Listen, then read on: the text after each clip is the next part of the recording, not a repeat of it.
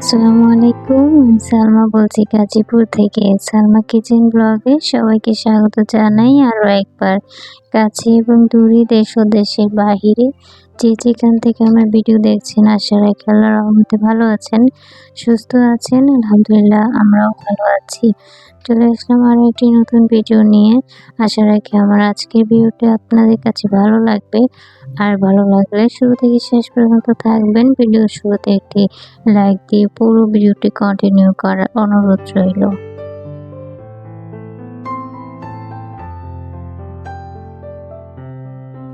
Video শুরুতে কিছু সাজনা ডাটা আমি বক্সে ভরে নিলাম। কাজের ভাবি এসে কেটে দিয়েছিল আর কি, রেখে দিব ফ্রিজে। তো এখন আমি রান্নায় চলে আসছি। এখানে আমি মাছ ভেজে নেব। চাল কুমড়া দিয়ে মাছটা পাকিয়ে নেব আর কি। তো মাছটা মশলা দিয়ে আগে মাখিয়ে রেখেছিলাম অফ ক্যামেরাতে, এখন আমি ভেজে নিচ্ছি।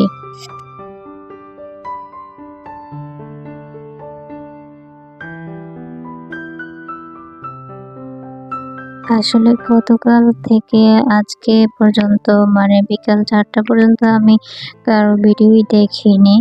ইন্টারনেটটা বন্ধ করে রেখেছিল। আমি যাদের কাছ থেকে লাইনটা নিয়েছি আর কি, তো ওই লাইনটা না অনেক বেশি ডিস্টার্ব দেয়, বুঝতে পারছি না। মাঝে মাঝে মন চায় যে ওনার কাছ থেকে লাইনটা বিচ্ছিন্ন করে অন্য জায়গা থেকে নিয়ে নিই।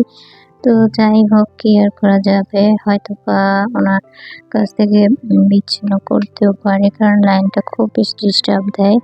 তো এই তো মানে গতকাল রাত থেকে আর কি আজকে বিকাল 3:30 4টা পর্যন্ত আর কি হবে, লাইনটা ছিল না। তো এই বেলা পর্যন্ত কারো ভিডিও আমি দেখতে পাইনি। গতকাল শুধুমাত্র একটা আপুর ভিডিও দেখেছিলাম, ফারিহা আপুর। তো আপুর ভিডিও দেখেছি ঠিক, কিন্তু আমি কমেন্ট করার সুযোগ পাই নাই। আর একটু ব্যস্ততায় সময় কাটছে, যেহেতু সামনে ঈদ। ঈদের জন্য অনেক কিছু পরিষ্কার পরিচ্ছন্ন করতে হচ্ছে, যদিও প্রতিদিনই আমরা ঘর দুয়ার পরিষ্কার করি। ঈদ উপলক্ষে একটু বেশি স্পেশালভাবে পরিষ্কার করতে হয় সব কিছু। তাই আর কি ভাবলাম আমি রাত্রে ভিডিও দেখবো, কিন্তু রাত থেকে লাইনটাই খারাপ ছিল। যাই হোক, এখানে আবার আজকে আমি শাক ভাজি করে নিচ্ছি আর কি।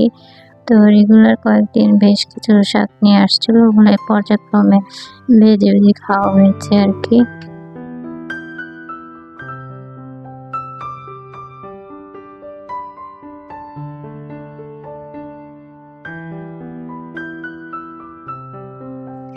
আসলে শাকের মধ্যে রয়েছে পর্যাপ্ত ভিটামিন। আর শাক আসলে রান্না করার আগে শাকের প্রসেসিংটা মানে পরিষ্কার করাটা অনেক বেশি ঝামেলা। অনেকবার শাক ভালো করে পরিষ্কার করতে হয়, তা না হলে দেখা যায় বালি থেকে যায়, তখন কিন্তু শাকটা খেতে ভালো লাগে না। কয়েকবার ধুয়ে নিতে হয়। ওই কয়েকবার ধোয়াটাই আমার কাছে খুব বেশি বিরক্ত লাগে। যাই হোক,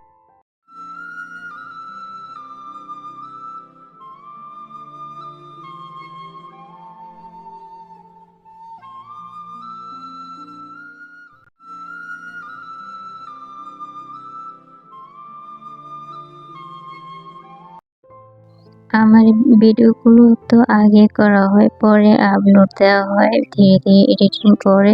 তো এই ভিডিওটা ছিল গত বৃহস্পতিবারের।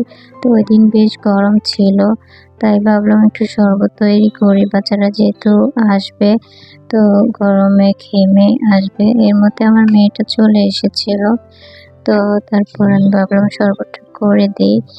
আর আমি এখানে চিনি আর গুড় দুইটাই একসঙ্গে অ্যাড করে এই শরবতটা তৈরি করে নিয়েছিলাম। তো গুড় আর চিনিটা আমি পানিতে ভিজিয়ে নিয়েছি। তো একটু নেড়ে রেখে দিলাম। এখন এই যে লেবু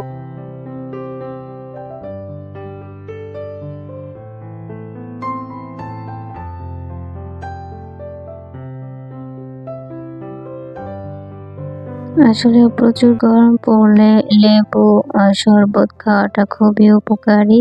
তবে আসলে চিনি খাওয়াটা খুব বেশি উপকার না হলেও শরবত করতে গেলে তো চিনি দিতেই হয়। আর আমি গুড় তো সাথে দিয়েছি। গুড় দিয়েছি কালারটা যাতে সুন্দর হয়, আর চিনি দিয়েছি একটু যাতে বেশি সুস্বাদু হয় আর কি।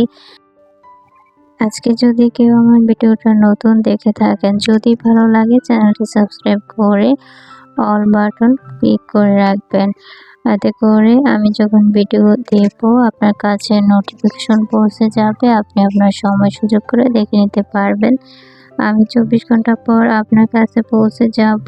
আপনি আমাকে একটি কমেন্ট করে দিবেন, তা না হলে আমি তো বুঝতে পারবো না যে আপনি আমার চ্যানেলে জয়েন করেছেন কিনা। যাই হোক, আর যদি আপনাদের চ্যানেল সাবস্ক্রাইব করে আনসাবস্ক্রাইব করার ইচ্ছা থাকে তাহলে করার দরকার নেই, কারণ এভাবে করে চ্যানেল অনেক বেশি ক্ষতিগ্রস্ত হয়ে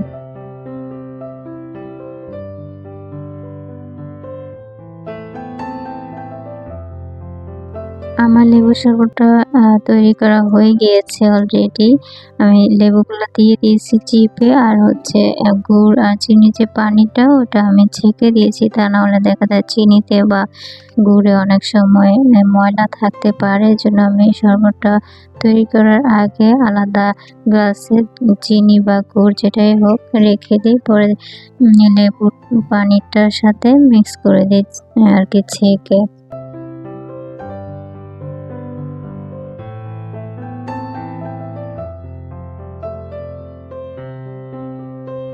আসলে মজার ব্যাপার হচ্ছে কি, আমি চুলায় তো রান্নাটা করছিলাম, এর মধ্যে আমার গ্যাসটা শেষ হয়ে গিয়েছে।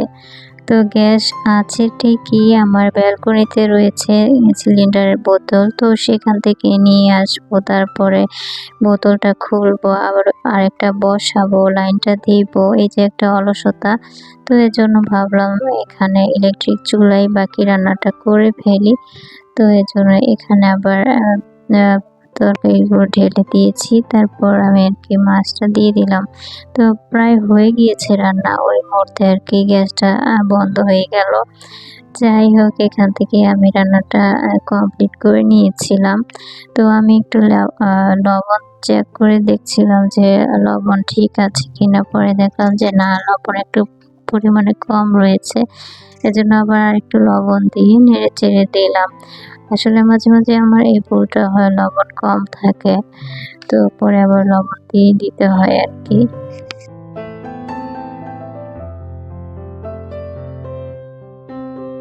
আর আমি মাঝে মাঝে না ভাবি যে আর ভিডিও দিব না, ভিডিও দিতে ইচ্ছে করে না, কারণ হচ্ছে যারা এত বেশি বিখ্যাত ছিল তারাই ইউটিউব ছেড়ে চলে গিয়েছে, যাদেরকে দেখে আমি অনুপ্রাণিত হয়ে ইউটিউবে এসেছি। তো তারাই তো নেই, সেই মানুষটাই তো নেই, আমি বা কাজ করে এখানে কি করব। যাই হোক, আমি ভাতটা বসিয়ে দিয়েছিলাম, এরপর হচ্ছে কিছু যে প্লেট বাটি যাই হোক বের হয়েছে, এগুলো আমি ধুয়ে নিচ্ছিলাম আর কি। আর আমি যাদের ভিডিও দেখে অনুপ্রাণিত হয়েছি তাদের ভিডিওগুলো এত বেশি সুন্দর, তো সেই ভিডিও দেখে মুগ্ধ হয়ে আমি এখানে ইউটিউবে এসেছিলাম। আর হচ্ছে পরিবার থেকে যদি সাপোর্ট না পাওয়া যায় না, এখানে কাজ করা অনেক বেশি কঠিন। লুকিয়ে গোপনে কতক্ষণ আর কাজ করা যায়। যাই হোক, আমি ভিডিওগুলো করতে পারি প্রকাশ্যে, কিন্তু আমার ভিডিও এডিটিং করা, ভয়েস দেওয়াটা অনেক বেশি কঠিন হয়ে যায়। তো ভিডিও চালাতেও পারি সবার, আমার ভিডিওর কাজগুলি করা অনেক বেশি কঠিন। তো সবকিছু তো আর খুলে বলা যায় না, আর বলাও ঠিক না। যাই হোক, তো এদিকে আমার হচ্ছে ভাতটা প্রায় হয়ে গিয়েছে আর কি।